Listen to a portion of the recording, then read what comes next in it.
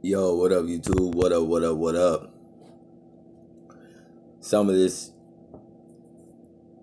some of this, you guys, I'm thinking is speculation. I'll point out where that is. But um, I just want to give, like,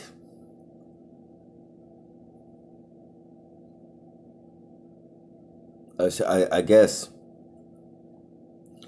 a shout out to DMX. I only watched a short clip, man. Like, and this ain't about no, you know, theory or none of that, y'all, man. It's hold on, let me see this joint. It's about basically, I mean, he was performing with Snoop Dogg, and I think it was like some type of live feed or something like that. They both was rapping, and in the beginning, uh,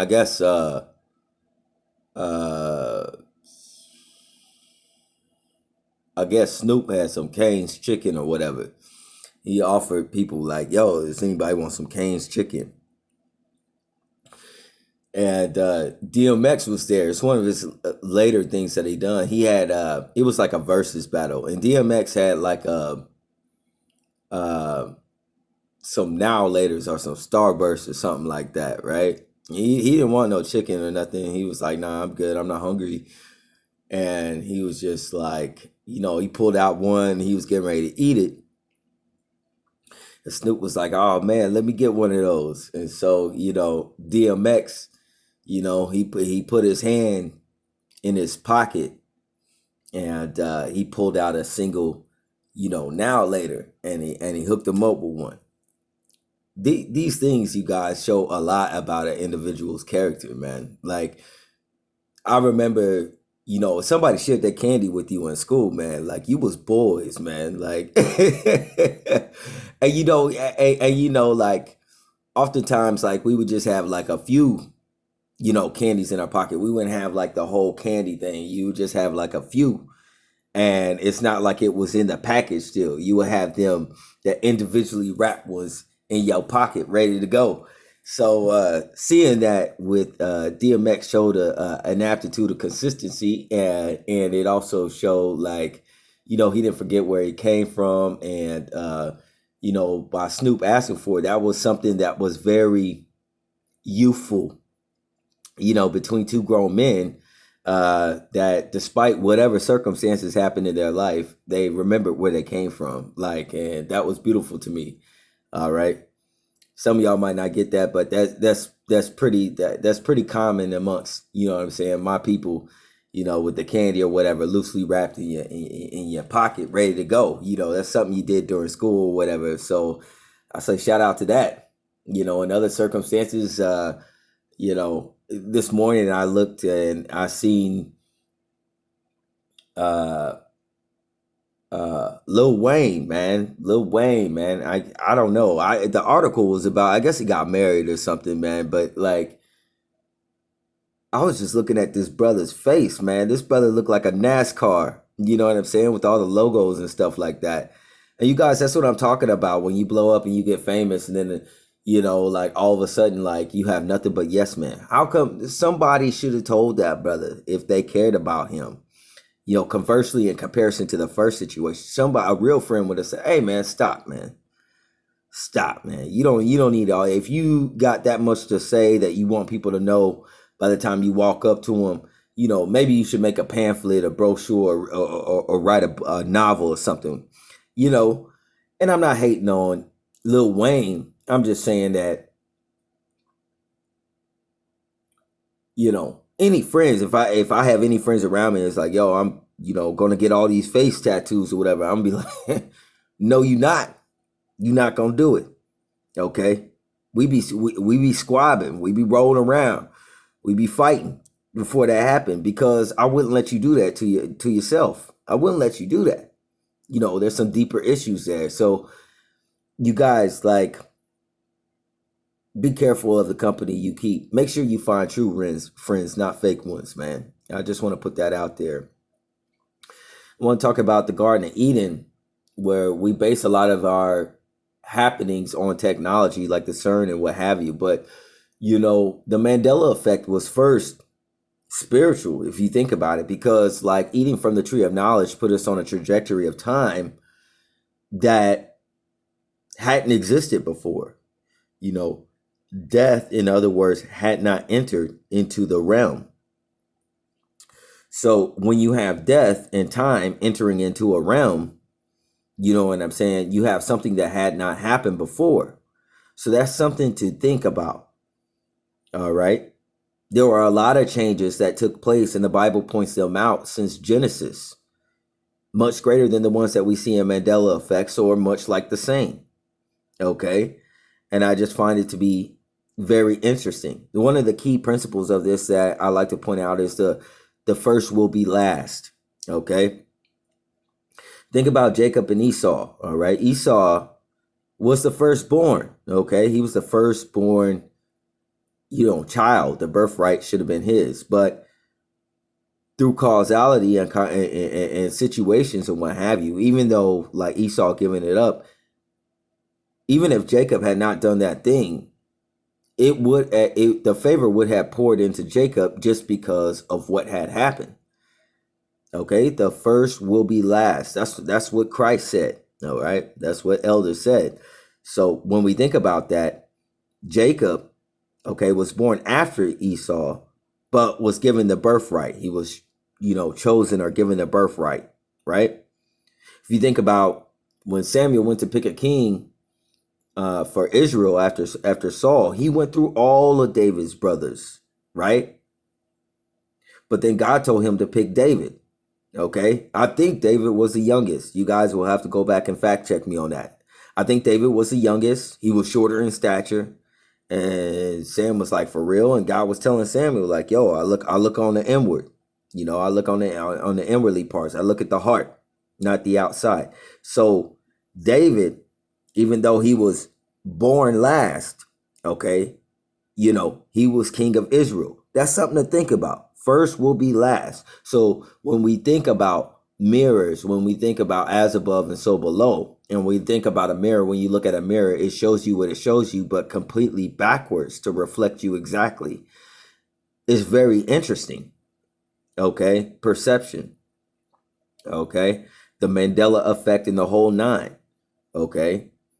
Joseph. Okay. Again, Joseph, he was given like the robe, right? The colorful robe. I believe Joseph was younger than his brothers. First will be last again. Okay. So that's just something to think about, in terms of a race, dash against time or endurance or what have you. It might not be as important as you think to get there first. I'm not saying it's a bad thing or a good thing, but I'm just saying that make sure you run in the race. But it's just an interesting thing to see here. Jacob, David, Joseph, these were last. These guys were, born after. Okay. Others. So the last is first. Okay, shows us somewhat of a reflected or backwards timeline. All right, and this happened in the Garden of Eden. That shows you that this Garden of Eden was not like a typical garden that you would just find or build in your backyard. This was like a mystical garden. The spiritual world and the physical world were not separate. All right. Another thing I want to talk about is the fact that, humans in a lot of ways, like we're instruments. Okay. You could say with the Holy Spirit that goes to and fro like the wind, like Christ said, we are wind instruments. All right. Humans are instruments. All right. What does that mean? We telegraph a lot of things, you guys. This is something to sharpen your discernment. When you look around, people telegraph things, in boxing, the boxer doesn't want to, if you wind up your punch, my hand's way back here or whatever, and then I have to go way across. You know what I'm saying? A boxer that's just ready, he's going to parry. He's going to be ready. He's going to see it a mile off because you're winding up to come forward. They call that telegraphing, okay, in fighting. All right? When you show what you're going to do before you do it. I come this way, You know what I'm saying? And I throw this or a hook, okay? You can telegraph. You're telegraphing like, okay, I'm winding this way. I'm giving you information, okay? If I'm winding this way and my hips didn't go with me, right? It's going to be very difficult for me to move in this direction. All right. So what are people telegraphing around you? That's what you discern. With their looks, with their micro expressions, what have you. All right. The human body is an expressive body. We are communicative people. We communicate. We sing, we dance, we do this, we do that. All of these are expressions. So even when a person tries to conceal, okay, when a person tries to conceal or cover up, hold on.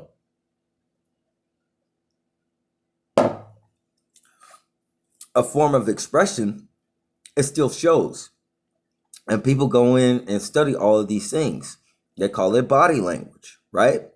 Only 10% is verbal.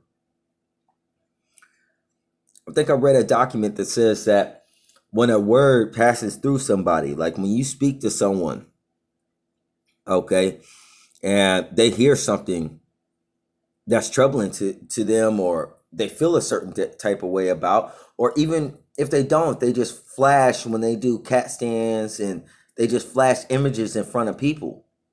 There's a response and a connection or an association with that word that causes someone to react or think about a certain thing. Okay? With that being said, you guys, we're as an instrument. Know yourself. Know the Most High. If you have the truth as a baseline, you could read everything that's off. You could start to begin to tell people's baselines and what have you. And in poker, they call these things what? Tails, right? Tails. I think I don't know if it's TALE or if they is tails. They just call it tails. Or when they say like the poker face, when they're playing gambling and playing cards, okay, when somebody is bluffing or whatever, they try to conceal their bluffs. But somebody that's really good at reading body language, they could pick up on inconsistencies in an individual's pattern of behavior. And they call these tails. All right. So a tail is any deviation off the baseline persona. Okay. So I want you to be more perceptive of what's around you and chart, any type of warning by discerning, certain differences in the environment. I don't care what's around you. Two people could be arguing down the way. Maybe a little kid hears it or a parent hears it over there. Maybe a word is said where, that individual kind of cringe, or their body starts to close up. It could be triggering memories of their past, of something that they went through, some type of trauma. Recognize your environments. It's like playing pool when you hit one ball and it strikes another ball and you say corner pocket. Okay. Seeing how things work in the echo chamber or actions or how people react to certain things and stimuli in your environment, it's going to keep you more perceptively safe. It's kind of like a deer when their ear flickers when they like a satellite when they hear something off in the distance, so that you could be more aware of your surroundings. Okay, be aware of what's around you. All right. Another thing I want to point out is that there are many realms, I believe, because, and this is just me saying that, just because Christ had said like that he wasn't from that realm. That's something to think about. That's interesting. Okay, so you have the spiritual realm, you have the physical realm, and things manifest from the spirit realm to the physical realm. All right. And God, he told Moses, his name was Ahiah, which means I am who I am and will be who I will be. All right. So God is spirit, and Christ is the spiritual man, and Adam fell into being a natural man. Okay. So through time and sanctification through Christ, okay, the doorway It's sanctification. You know, Christ is the doorway and he sanctifies us. It's a purification process. It takes time. It's painful. You know, guys, during the course of the day, when Christ talked about first you clean the inside of the cup to a Pharisee, a lot of us think we have things under control and what have you. You will be surprised to find, you know, what the Lord delivers you out of. You may not be aware of all the spirits that you had in you. You know, you just might not be aware. Why else would you have to clean out the inside of the cup? So the Holy Spirit has to clean or purge the inside of that cup out. So if there is a massive purging, COVID-19, I'm not hating on anybody, COVID-19 or anything else like that, it is kind of looking like a spiritual purge, okay? Not everybody is able to deal with targeting. Not everybody is perceptive of their targeting, but there's definitely something spiritual going on here. The spirits that deal with you are the ones that are familiar with you. That, like, if you got demonic spirits or something like that, those are the ones that are familiar with you, that have something to say to you. They may use others to convey a message to you. It's called doubt or insecurity. It's something to think about. All right. In this world, we got a saying, only the strongest survive, which is a fallacy. Okay. It's a fallacy. And it's another fallacy of reason. Okay. Or a cliche, because if that was true in scripture, why does it say the meek shall inherit the earth? All right. Again, it's a backwards thing. Typically, you would think the strongest survives. That's not how it is according to the word. You know, God said the meek shall inherit the earth. All right. This is a reflection or something that is a backwards timeline that we're on. Okay. And it defies the natural man's reason. Okay. The natural man through the fall will defy nature, and will defy nature through reason more than likely. Something to think about. Microsoft, forgive me.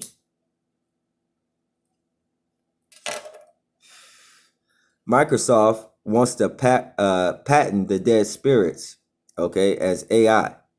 Okay, so you got technology, which is basically represented as a superpower, becoming sentient, like Vision, okay, like Vision in the Marvel Cinematic Universe, the red guy, okay, or Lil Uzi Vert with that diamond in his forehead.